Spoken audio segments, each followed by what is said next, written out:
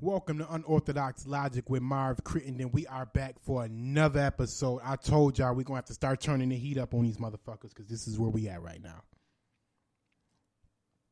We are at a pivotal time where it's a few things we need to discuss. Two things I want to discuss tonight. Two things, and they're two major things. So it may be a lengthy episode. It may be around average episode.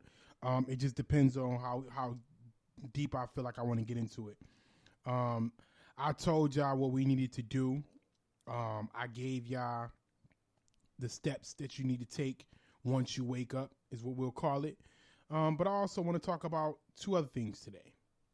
The two things I want to talk about is leaving niggas behind. And I mean nigga in that very sense of the word. Every sense of that word. Excuse me. Oh shit, I didn't mean to do that. In every sense of the word, I mean leave niggas behind. And then the next thing we're going to talk about is the complexion diaspora in the black community. We're going to discuss how these complexions get there. They have a light skin complexion, dark skin complexion.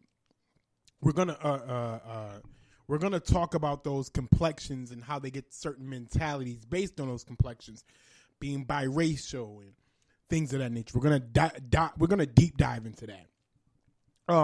So we're gonna talk about that. Complexion. So definitely, we're gonna talk about that. So those are two things I want to talk about. It's just we dive in deep in both sections. Let's go ahead and get into the shorter one, which is going to be leaving niggas behind. Now, I can simply just say, fuck the coons, fuck the bedwenches, bedbugs, coonettes. We got to just leave them behind. I can say fuck the old people, we got to leave them behind. But we need to discuss in detail who we need to leave behind, why we need to leave them behind. You feel me? Because it seems to be a confusion or a hesitation on who to leave behind, and I don't understand why there's a hesitation.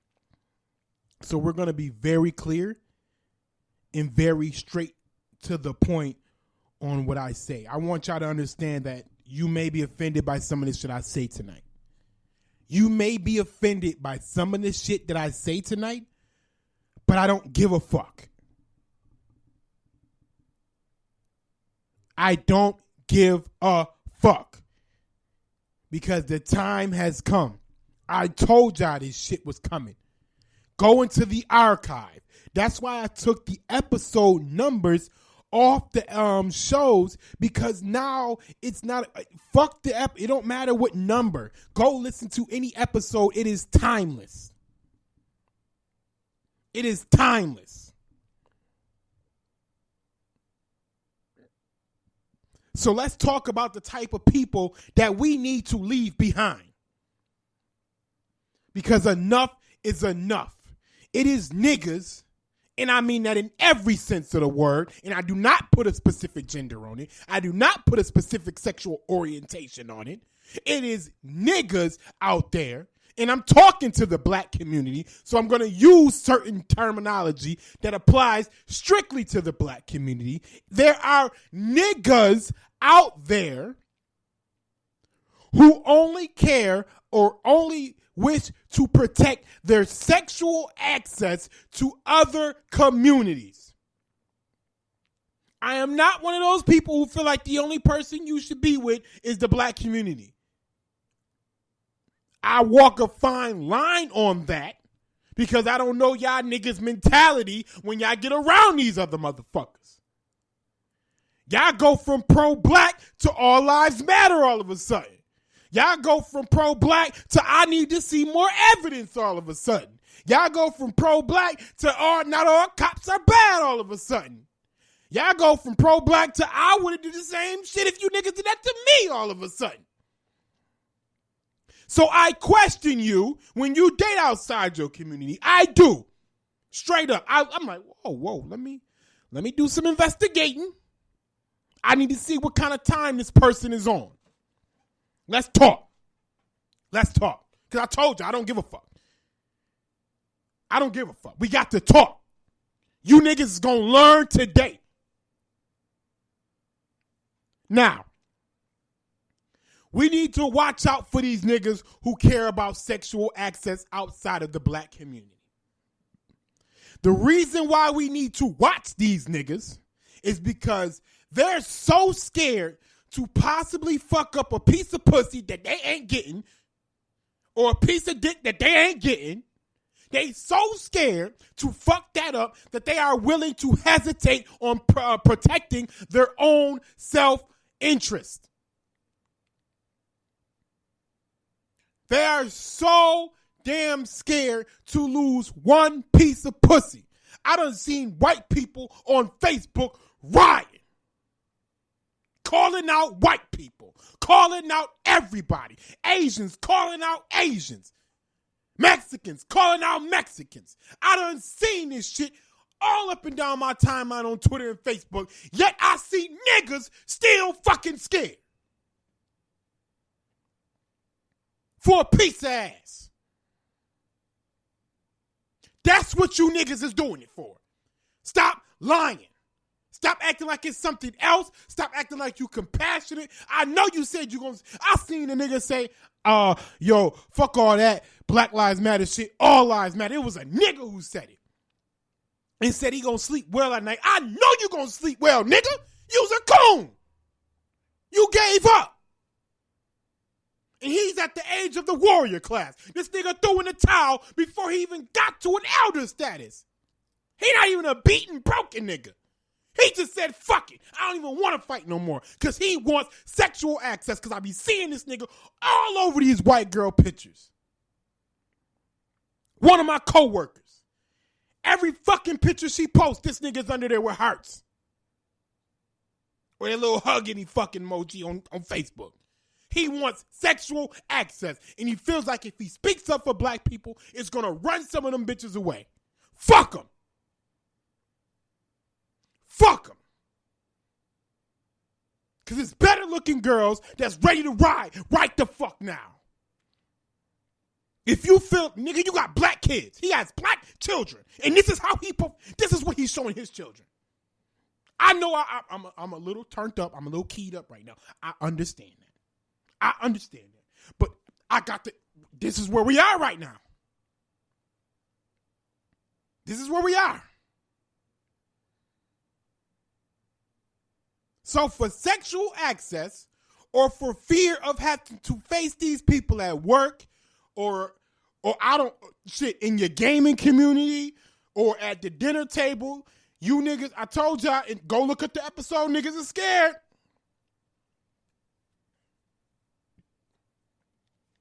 So for sexual access, this is what you niggas is doing. You're selling your community. You're selling your community out.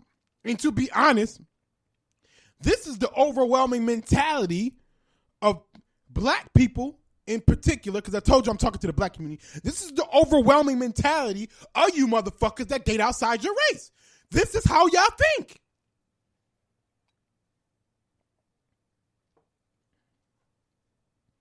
This is why the stigma is on you niggas. It's because y'all show us time and time again when it's time to ride, y'all saying, fuck it, I need to get my dick wet. So I'm going to fuck with this people and I'm going to say fuck my own people for a piece of ass. They never respect you for that shit.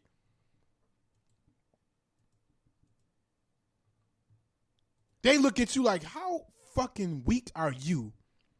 How weak are you that you're willing to turn your back on your own best interest? You're willing to turn your back on your children for fucking sexual access. The same sexual access you can get if you stuck up for your people. You can get them. Because now, when you stick up for your people, they're going to look at you from a position of power, not a position of servitude. The quality of women that you are able to access from a position of power is much better than the quality of women that you're able to access from a position of servitude. You go from king to fetish, you fucking coon. You go from queen to fetish, you fucking coonette. You bed bucks and bed wenches. You go from fucking king and fucking queen to fucking servants, to fetishes.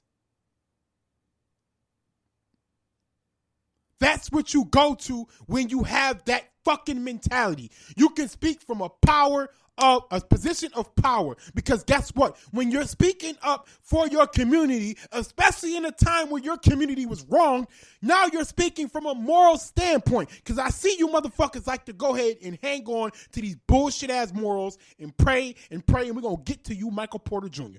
And pray and all that old goofy shit. Nah, nigga, fuck that. Just throw in the towel. Say, yo, I give up. I don't want to deal with this shit no more. Let me go ahead and throw the towel in. I'm not trying to be a part of the warrior class. I don't give a fuck about black people in that way. So fuck it. I'm going to throw the towel in, and I hope I don't die one day. Because I'm watching all you niggas. And when y'all do, and when it comes down on you, when the hand of white supremacy wrap his fucking fingers around your throat, nigga, I'm sitting back and watching you suffer. We are vetting you niggas now. We don't just go throwing up hashtags no more. We are vetting you niggas now. So if you are killed in the streets in cold blood by a race soldier, when we vet you, if you got some coon, bed buck, bed wench, any of that shit on your fucking timeline, we ain't riding for you.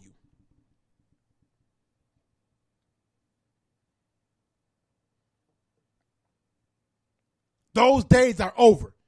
You motherfuckers can go rest in piss for all we care. It is open war on the black community. If you haven't noticed by now, it is open season on the black community. If you haven't noticed by now.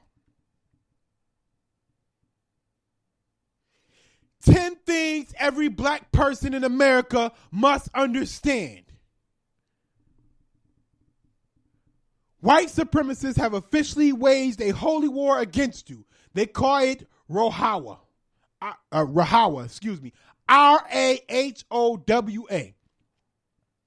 2, there is no official agencies willing to protect your constitutional rights against white supremacy. 3, being sensitive or emotional about the reality will not help you. You must think strategically at this point. 4, you have a constitutional and God-given right to protect yourselves by any means necessary from white supremacist terrorists. 5, do not let the media or politicians fool you with deflective terms like left, right, fascism, etc. The issue is simply white supremacy. 6, the white supremacists are on an ethnic cleansing campaign. They have set up a system to kill you with impunity. 7, you are under no obligation to allow a white supremacist terrorist to murder you. Defend yourself at all costs. Meaning, if it's a motherfucker in a badge and it's a cop, oh fucking well, if they out to kill you, fuck it, kill them and deal with that judge.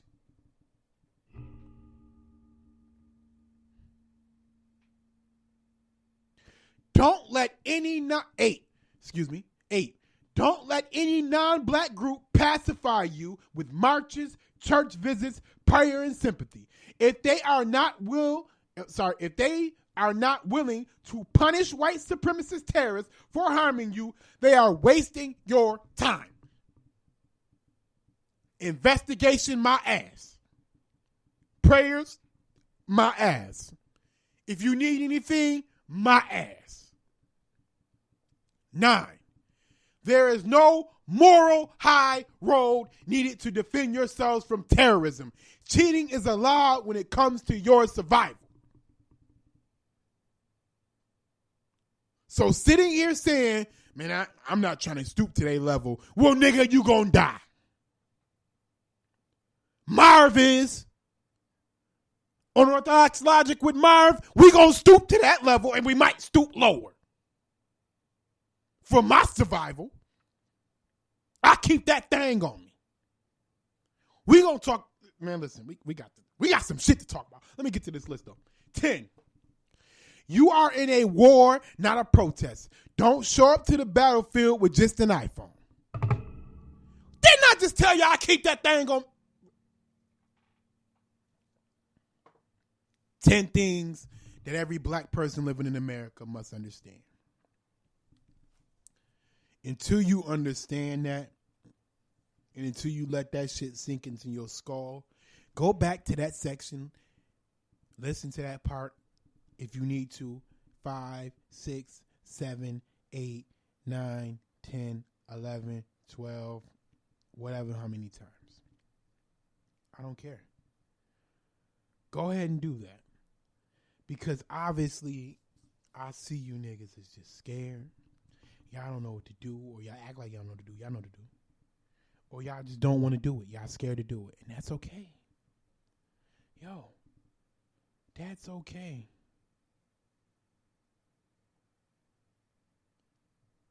That is okay. There's no more of that. So, let's get back into the niggas we need to leave behind. I wanted to speak into that because that's going to, all 10 of those are going to directly reflect the people I'm talking about. As you can see, I was talking about a status somebody posted, and I broke that down. Now, let me show y'all something. Let me show y'all something. 2 seconds. Let me pull it up.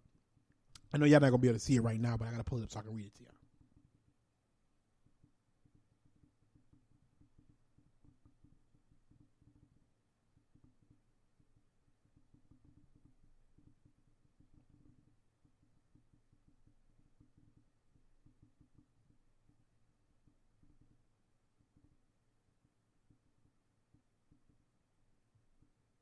So, I want to continue on this niggas we need to not have around. I know a lot of y'all have grandparents who tell y'all, keep your head down. Don't make white folks mad. Don't be stirring up no trouble. We're going to get into some good trouble. You got to lead them old ass aunties, uncles, grandparents the fuck up out of here. Now, I done sent my boy Jerry. Shout out to my boy Jerry. I sent my boy Jerry a screenshot of a girl. Let me tell you. I'm going to tell you exactly what she said. Her name is Heather Marie on Facebook. She lives in Western New York. So if you decide to search her, look for the one that's in Western New York. She said, delete me if you want, but I'm super tired of seeing all these police brutality bullshits on my timeline today. Don't get fucking arrested or do something wrong, and you won't have to worry about the chances of things going wrong in the process. Sorry, not sorry. A young black woman said, I'm going to shout her out. Janae Heflin said, "Aw, shut the fuck up and die, bitch." I love that energy, Janae. I truly do. Now, somebody on her stats said that's not nice.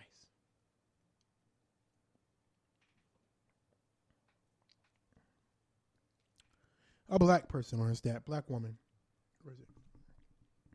Yeah, black woman on her stat said that's not nice. An older black woman.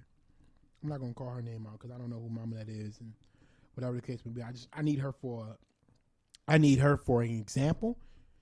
I wanted to shout Janae out, and I wanted to expose the white supremacists, and I wanted to shout Janae out. But the older woman, she's irrelevant to my point, so I'm not going to use her name. The point is, those are the kind of niggas you got to leave behind. You see what I'm saying? See, I'm telling you this because when people talk like that, when the Marie, what's her name, Heather Marie, talk like that, and we have black people and black women or whatever calling out that fuckery, and then you got this old black community saying, "Hey, that's not nice," or "That's not the way we should move." That is the reason why we are where we are now. That is the reason why we are where we are now. Because the old black community threw in the towel. They gave up. They gave the fuck up.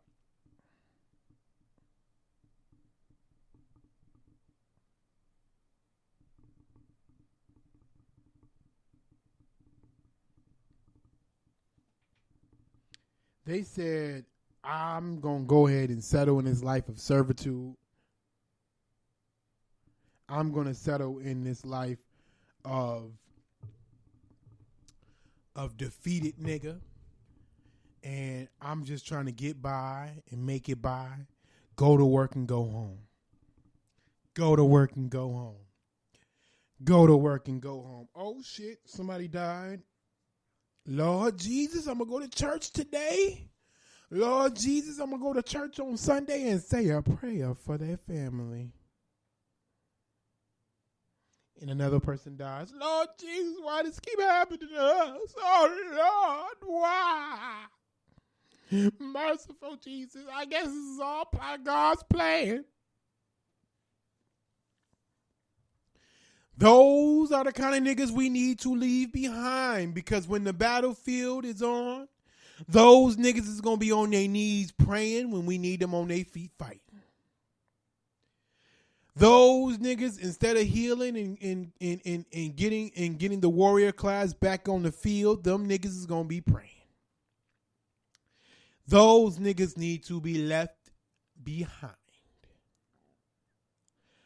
I used to post a stat every single day, but I stopped doing it because I just don't post. I don't want to post on social media that much no more. I just don't. I used to post prayers up, libations to the ancestors. Today I post prayers up, libations to Ogun, and those that know, if you know, you know. So until I feel like saying otherwise, it's going to be prayers up, libations to Ogun. Excuse me, like libations for Ogun. Libations just mean a celebratory drink, meaning I'm celebrating you. But in the context that I use it, is I am channeling my inner Ogun, because that's what we need right now. I am in the age group of the warrior class. More on the leadership side of the warrior class, but I am in the age group of the warrior class. And I'm ready.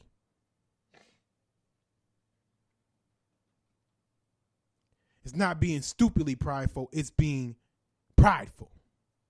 I have to set an example for my kids that you die as a man if you need to, for your family. You die as a man if you need to for your family. You niggas are scared to die, which means you scared of your faith.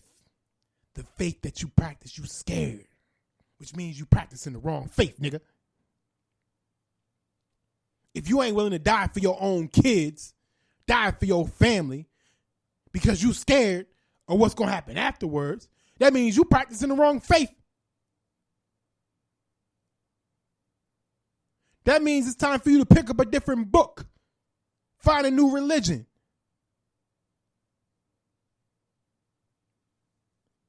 I don't believe in not protecting myself. Now, about this fresh blood, we need to go ahead and understand. Now, I'm sorry, not the fresh blood. About this,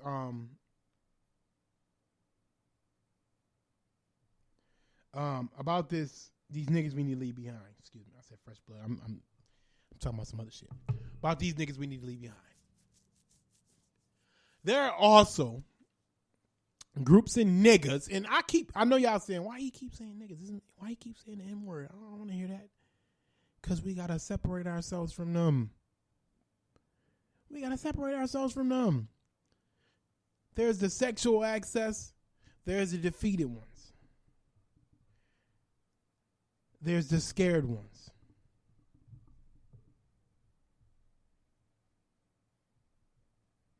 You see what I'm saying? Now there's also the line steppers. The total line ones. The ones who like to play both sides. The biracial. Like, we're going to get into the complexion ones. This is typically where the biracial people fall in at. Well, I don't want to discount these people because what's going on isn't fair to just blame them and that. Shut the fuck up. That's the problem with the statement of all lives matter. Black lives matter, because y'all thinking we're saying only Black lives matter. No one said only Black lives matter. That's the problem with that statement, is because y'all want to interpret it as it's a threat. It's a threat. That's what y'all feel like it is. Y'all feel like when they say Black Lives Matter, that means Black lives are about to come take over everybody else's lives and none of our other lives matter. Oh my God, what are we going to do? We have to get on the defenses for that shit. Because, oh no. We can't have that. We can't have that.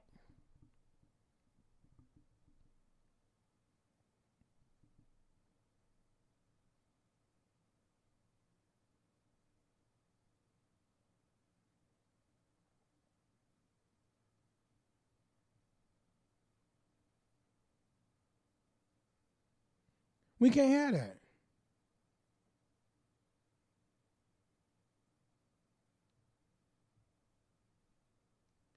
You see what I'm saying?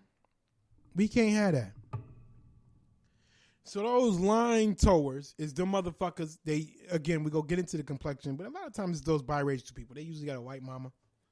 It's never really the ones with the white daddy. It's usually the one with the white mama. They love their white mama because their mama took care of them. And them niggas walk a very fine line where they be like, I don't want to say that all white people are bad because my mama ain't bad.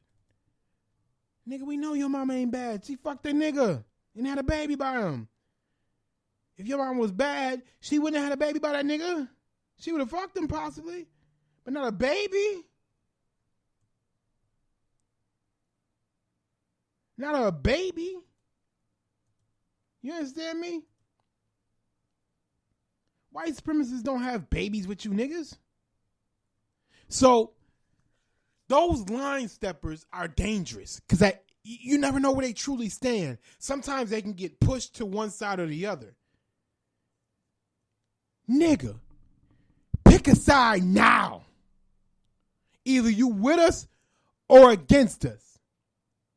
Either you with us or against us. And if I'm talking to you, that means you against us. Because, nigga, it's too late.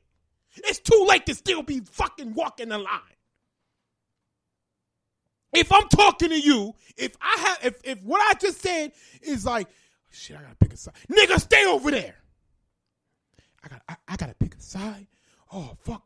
What am I do about my good white mama and my good white grandmama and good white granddaddy? Because that nigga left my mama and that nigga was a crackhead or that nigga was in jail or that nigga did this. And what am I going to do about my good white side? My good white auntie, she loved me though. My good white auntie loved me. What am I going to do? Nigga, stay over there with them. Fuck it. We ain't got time for this shit. Listen, we don't have the time for converting niggas is over. If they ain't here already, they get left. We gonna treat it like a Sunday bus schedule in Niagara Falls. If you ain't here, you get left, nigga. And good luck catching the next one because it's gonna be quite a long time. We have to start treating it that way. And the reason why we have to treat it that way is because we have to close ranks. I told y'all on the episode prior to this, we got to close ranks. It's over. And what you need to be doing is preparing your children now. I don't give a fuck how old they is. I got a 7, a 9, a 10-year-old. I got a 7-month-old. I got a 4. 7-month-old don't understand shit, so I can't teach them shit yet. But the other ones, you got to teach them now. My 7-year-old recognizes racism right the fuck now. When he smells fuckery, he calls it out on the spot right now. Have a conversation with Mr. Mason. That's my second youngest son name, Mason. Go have a conversation with my 7-year-old, and he'll show you how up on game he is. My 9-year-old is a little too compassionate for my taste. I got to shake him up a little bit. But my 10-year-old daughter, she's a rider too.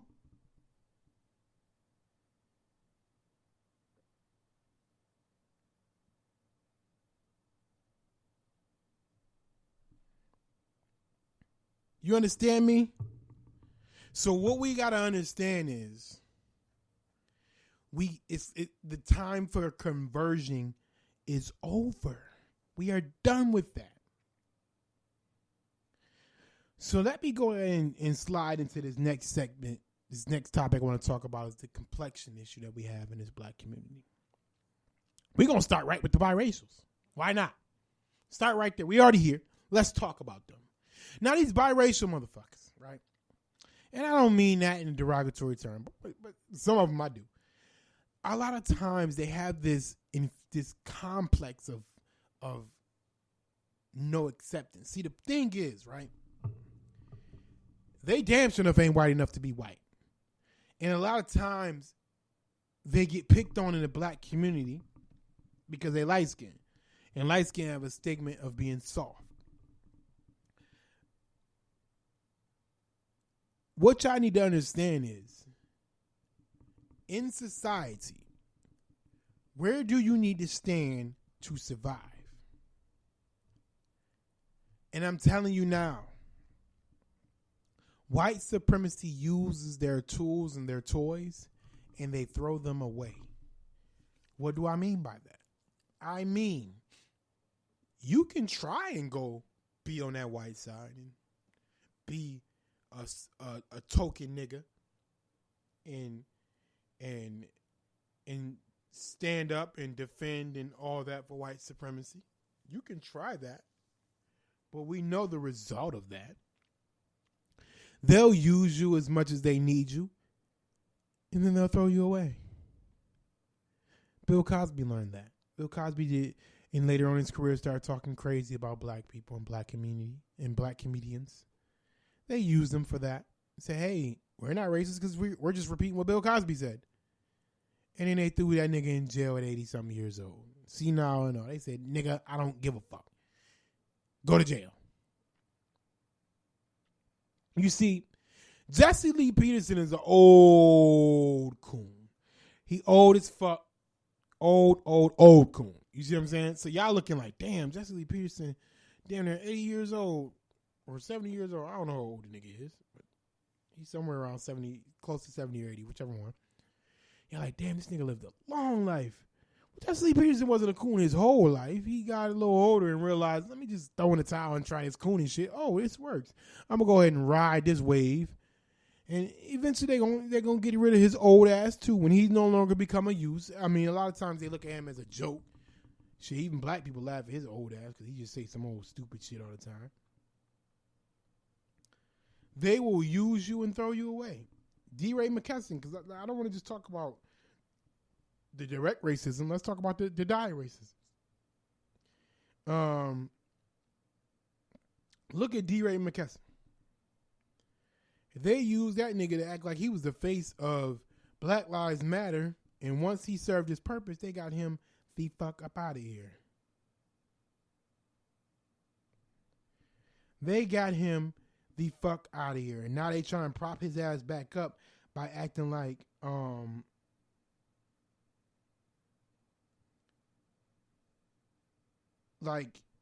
he exposed what's his name? What the fuck is his name? Talcum X. Like he exposed in Talcum X is Sean King.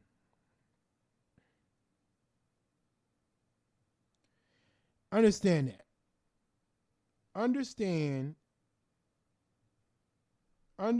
that D-Ray McKesson came out of nowhere. D-Ray McKesson was a white supremacist tool, a left white supremacist tool, who was supposed to disrupt the Black Lives Matter movement and take it over. It's funny how black women act like the LGBT community is their biggest allies, yet the LGBT community there was 3 black gay women or LGBT women who started the Black Lives Matter movement or the hashtag itself, and then they allowed D-Ray McKesson to become known for it. So a gay black man took your movement from you, and you're not complaining about that only probably because he's gay. But had he been a straight black man and did that, it'd be on the ball game. Again, we'll discuss that later on. You actually can refer to the previous show I talked about black men versus black women, how they're trying to use us to go against each other. But either way, so what's happening is Talcum X, aka Sean King, is a bright skinned motherfucker. I don't even know if he really white or not. He say or black or not. He say he is, so whatever. A lot of times these biracial people will go on one or two planes of the field. They will either toe the line and try and include their white side and their black side and act like they can play both sides when it's convenient for them, or they're gonna go extreme pro-black. They never seem to go extreme pro-white. They never seem to go extreme pro-white. They always seem to go extreme pro-black or toe the line.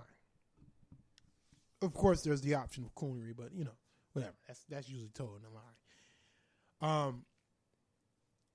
With the light skinned community, it's called the tragic mulatto, because they don't fit in with the whites. Period. That's just not happening. You have way too many black features. You're never going to fit in with the white community. And then with the black community, you spend so much time trying to prove that you're black that you get distracted from what you need to truly be doing. And that's just being yourself. Now, I will say, because this is something I witnessed all throughout my life, and it's the truth. Y'all got to stop making it so hard for light-skinned people for no reason. So, a lot of times, you'll hear about these light-skinned girls getting their face cut up by some dusty-ass hood rat because they said she act like she better than us. When a lot of times, she ain't. She's or it's usually with women. This is when this happens. A lot of times, you think that she's better than you. And you got to bring her down to your level, so you figure like if you disfigure her fucking face, because ain't nothing wrong with your face but the fact that it's ugly. And that doesn't go with complexion. Just in general, you will see a lot of times where these biracial girls get their face cut or some old goofy shit. Or you'll see these biracial black men be the craziest thugs in the hood because they got to prove that they black.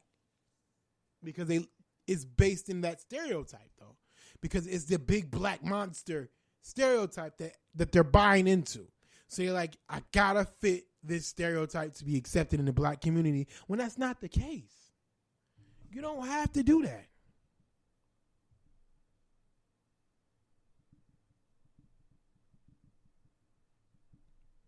You don't have to do that. You can stand up for the black community without living up to the stereotype of the scary black person.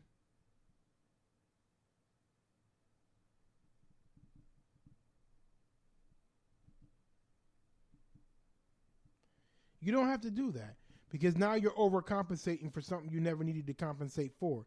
You just needed to act accordingly. You just needed to be yourself. And if you were yourself,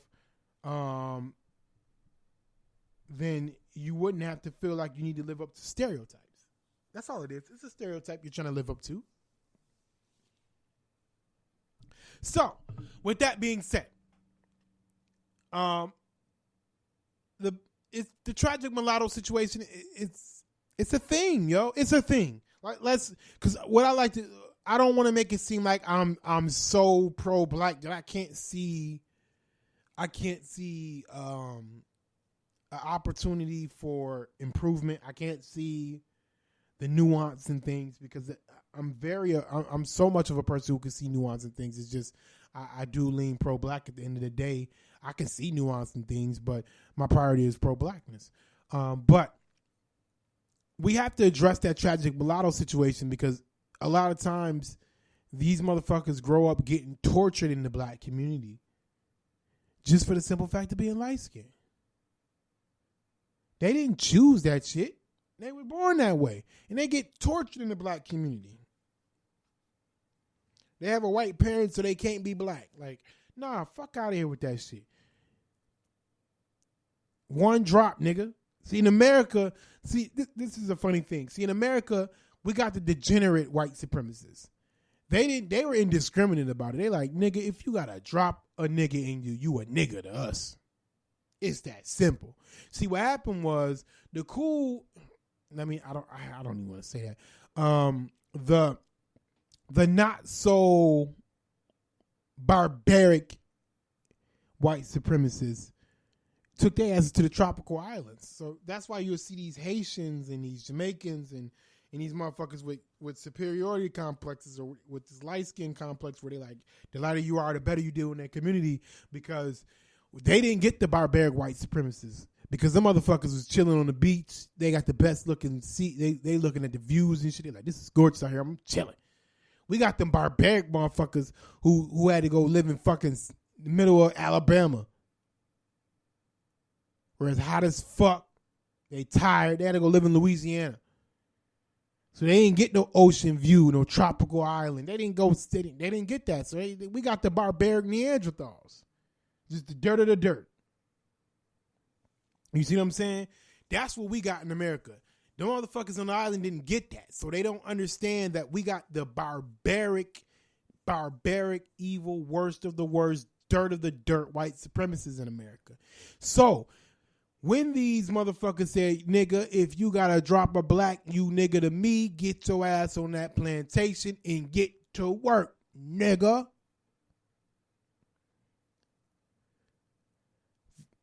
Just treat yourself with the one drop rule. If you gotta drop a nigga in you nigga. And that's what it's gonna be, because that's how they gonna see you, and that's how they gonna treat you, and that's how you can die. There was a man who shot at 6 police officers in my area in Western New York. He shot at 6 police officers. He's a white man, of course. And he was taken into custody. Our brother Floyd, what's his name? Grant, something. What is his name? Oh, shit, I feel bad. Yeah, Floyd. What is his name? Hold on. Give me 2 seconds. I cannot believe I ain't got his name. Trouble, man. All right, it'd be easy if I go this route. His name is George Floyd. Our brother George Floyd, there's a video of a white supremacist race soldier with his knee in the neck of George Floyd until he killed this man. Well, the reason for his knee being in this man's neck is unexplainable, but whatever. He had his knee in his neck and he killed this man. Understand. This is what it is. This is what they're going to do. It's niggas on the sidewalk standing there recording. Now, people are saying, don't sit there and watch me die. Help. Now, it was 4 officers armed. And it was about 3 black people unarmed, most likely. What the fuck did y'all expect them to do?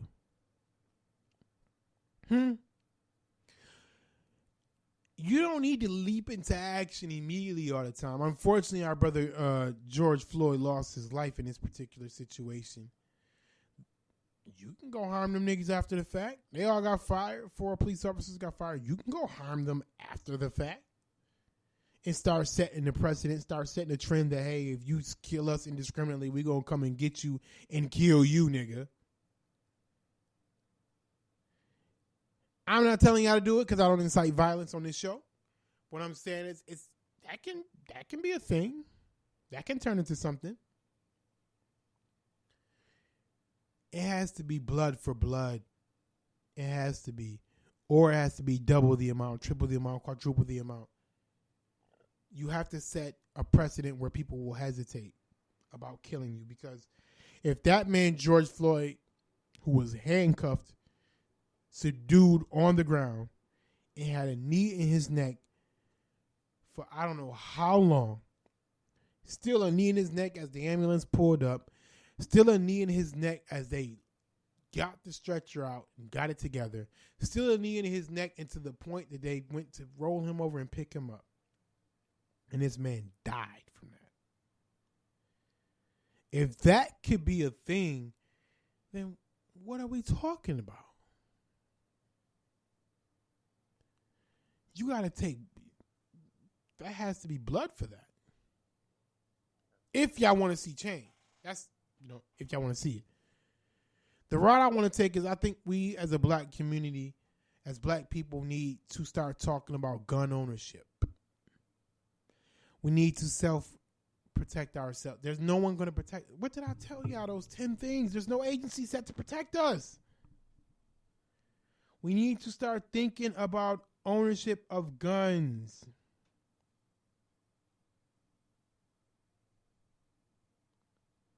That's what we need to start thinking about so we can protect ourselves.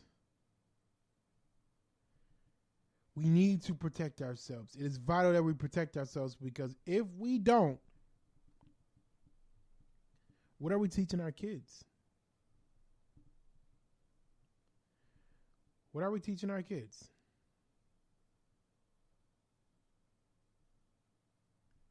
We teaching them to lay down and die? We teaching them it's okay to just give up and say, fuck it? What are we teaching our kids?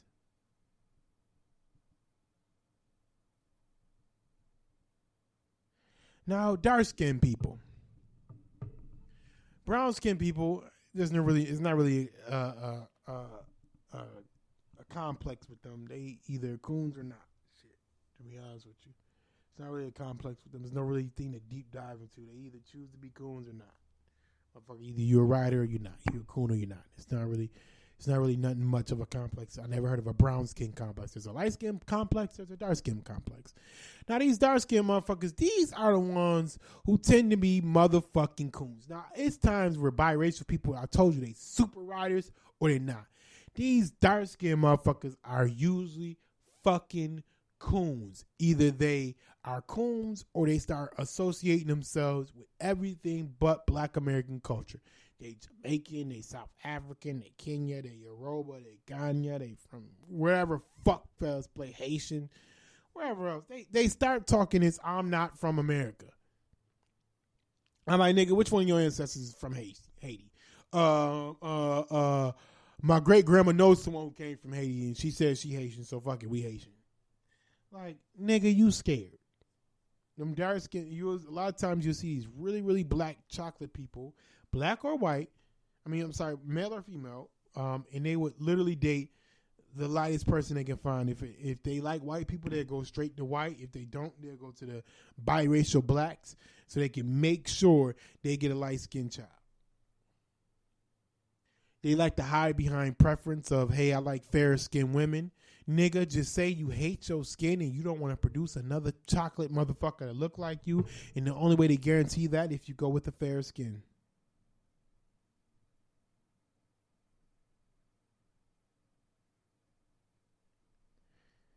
You got to understand, this is the world we live in.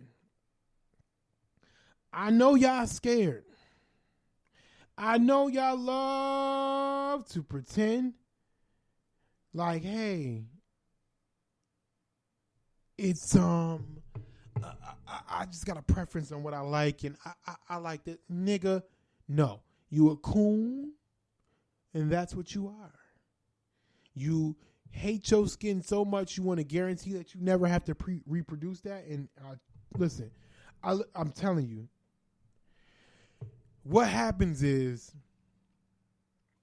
they hate their skin so much because of the little harsh. They had to be called African booty scratchers and dirt and all types of harsh names as children, and they harbor on to that trauma.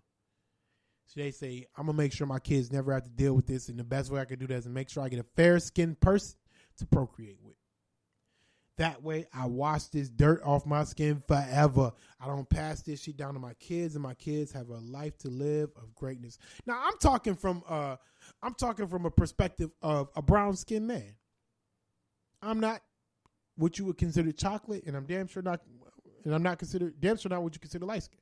I'm neither one. I'm considered brown skin. So again, my skin tone don't have a complexion. We either coons or we not. I'm a rider. Y'all already know that because here we are. Unorthodox Logic with Marv. So, people like to say, hey, man, I have my mom and my daddy chocolate, so is my older brother. You understand me? Me and my younger brothers are all brown skin, and I have a little sister. She's brown skin as well. So what you got to understand is we don't have these complexes. We just deal with what we deal with, and we either going to be a rider or we not. So, sorry about that. So what you got to understand is these dark-skinned people, those are the ones who really, really hate themselves. Or they don't even, a lot of times it ain't themselves who they hate how black they are. They're like, I love being black, but I don't love being this black. I'm the epitome. The black men be like, I'm the epitome of what they call the boogeyman in this country. I'm in the most danger for being this black. Especially them tall niggas. Oh, they tall and black? Oh, fuck. It's over for them. Let them have some dreads. Oh, shit. It's over. Them black girls, you ever notice them slim, petite black women? They stay with a white man on their arm because white men love them slim chocolate ones.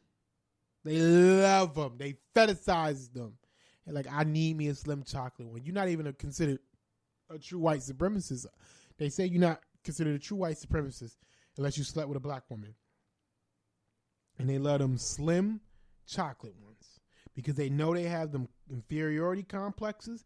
They know they probably was tortured as children because they were chocolate. So they like, let me go ahead and make you feel better by showing you that a white man wants you.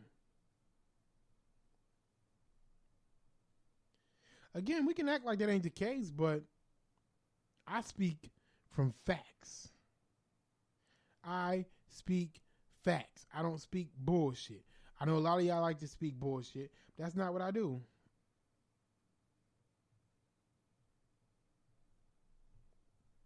I like to speak facts.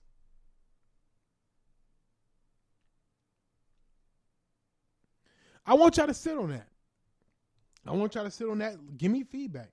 Hit me up on social media. Hit me up on social media because maybe that's what we need to do. That's something we need to talk about. Hit me up on social media. Let's discuss this. Let's discuss it.